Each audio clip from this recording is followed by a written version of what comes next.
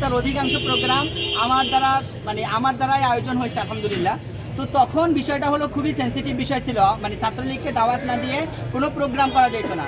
একবার 21শে প্রোগ্রামের আমরা আয়োজন করি, যে দাওয়াত কার্ডটা দেয়, দাওয়াত কার্ডের নিচে ছাত্রদলের ছাত্রলীগের নাম না থাকায় তারা আমাদেরকে 3 জনকে নিয়ে ম্যাথ ডিপার্টমেন্টের একটা রুমে 3 ঘন্টা বন্দি করে রাখে। কারা ছিল? ছাত্রলীগের লোকজন, ইব্রাহিম ফরাজি আর আক্তারের লোকজন। এটা কি বিগত সময়ে? জি, ওই সময়। আপনি ক্লিয়ার করেন বিষয়টা। 21শে প্রোগ্রাম ছিল, ফেব্রুয়ারির 20 তারিখের প্রোগ্রাম ছিল। ওই প্রোগ্রামে তারা দাওয়াত কার্ডে নাম না দেওয়ার কারণে তারা আমাদেরকে আটকায় রাখে। পরবর্তীতে মার্চের 15 তারিখ আমরা আন্তঃবিশ্ববিদ্যালয় আয়োজন করি। ওখানে প্রায় 50টা বিশ্ববিদ্যালয় অংশগ্রহণ করে সারা বাংলাদেশ থেকে। তো পরিস্থিতি এমন ছিল যে সবাইকে দাওয়াত দেওয়া হয়ে গেছে প্রোগ্রামে আসার জন্য, সবাই আসবে।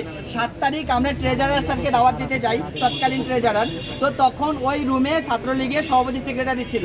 তো আমরা তাদের সাথে এই জন্য ছবি তুলি, এটা প্রচার করি যে যাতে করে আমরা প্রচার বলতে আমরা একটা ছবি তুলেছিলাম।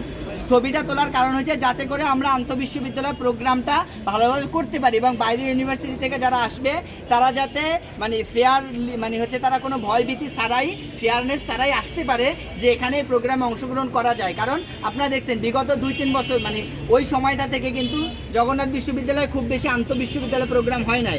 একটা চিত্র প্রদর্শনী হয়েছিল চারুকলা ডিপার্টমেন্টের, আর বাকি যে 2-3টা প্রোগ্রাম হয়েছে আন্তঃবিশ্ববিদ্যালয়, সবগুলো আয়োজনের সাথে আমি সম্পৃক্ত ছিলাম। তো যেহেতু এত বড় আয়োজন আমি করতেছি, সুতরাং ছাত্রলীগকে দাওয়াত না দিয়ে আমি প্রোগ্রাম বাস্তবায়ন করতে পারতেছিলাম না। এজন্য আমাকে ওই সময় ছবিটা তোলা।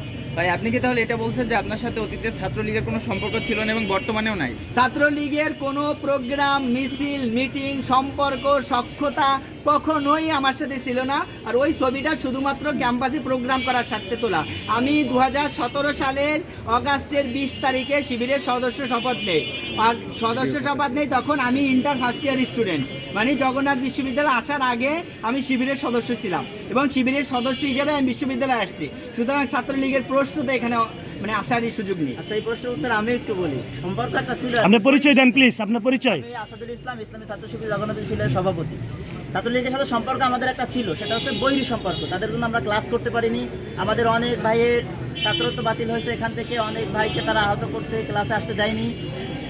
স্বয়ং যদি শিবির সেক্রেটারি রিয়াজুল ইসলামের কথা বলি, আপনারা শুনছেনই, তাকেও কিন্তু একবার নিয়ে 3 ঘন্টা একটা রুমের ভিতরে আটকে রাখছে। এমনকি ভিসির রুমে আমাকে ডেকে নিয়ে যাওয়া হয়েছে। ছাত্রলীগের সাথে যদি সম্পর্ক থাকতো তাহলে তো তাকে নিয়ে আটকে রাখতো না। আর আজকের যে ঘটনাটা ঘটছে, এই ঘটনাটা আমার কাছে কেন যেন মনে হচ্ছে উদ্দেশ্য প্রণোদিত। কারণ সোহরাওয়ার্দীতে যে একজন শহীদ ছিল, ওই শহীদের জানাজা পরিচালনা করছে জগন্নাথের শিবির সেক্রেটারি। আব্দুল্লাহ আল মেহেদি যে জানাজা হয়েছিল, এই জানাজা পরিচালনা করছে জগন্নাথের শিবির সেক্রেটারি। ওই জানাজার কি ভাইরা ছিলেন না? ইতিপূর্বে থানা থেকে একটা প্রোগ্রাম হয়েছিল, সেখানেও সেক্রেটারি ভাই ছিলেন, সেখানেও ভাইরা ছিল। যাই হোক, তারপর আমি এটা ভুল বোঝাবুঝি হিসেবে নিব। তবে কেন্দ্রীয় সংগঠন এবং ছাত্রদলের বন্ধুপ্রতিম ভাইদের কাছে আহ্বান করব যে এই ধরনের ভুল বোঝাবুঝিতে আগামীতে আমাদের সাবধান হওয়া দরকার, নিজেদের মধ্যে এই ধরনের আর যেন সমস্যা না হয়। আপনি যেহেতু বিশ্ববিদ্যালয় ছাত্র শিবিরের সভাপতি, বারবার যেহেতু আপনার সেক্রেটারির ব্যাপারে এই অভিযোগটা উঠছে একটা ছবি কেন্দ্রিক, এই ব্যাপারে কি আপনারা কোনো আইনগত একটা পদক্ষেপে যাবেন কিনা, যে এই বিষয়টা যেন আপনাদের ব্যাপারে আর কেউ ভুল না বুঝে, এই ব্যাপারে আপনারা কোনো একটা স্টেপে যাবেন কিনা? একটা মিথ্যা তো মিথ্যাই, একটা গুজবের পিছে আমি যদি দৌড়াই, আমার তো অন্য কাজ আছে। গুজবকে সময় দেওয়ার টাইম তো আমার নাই।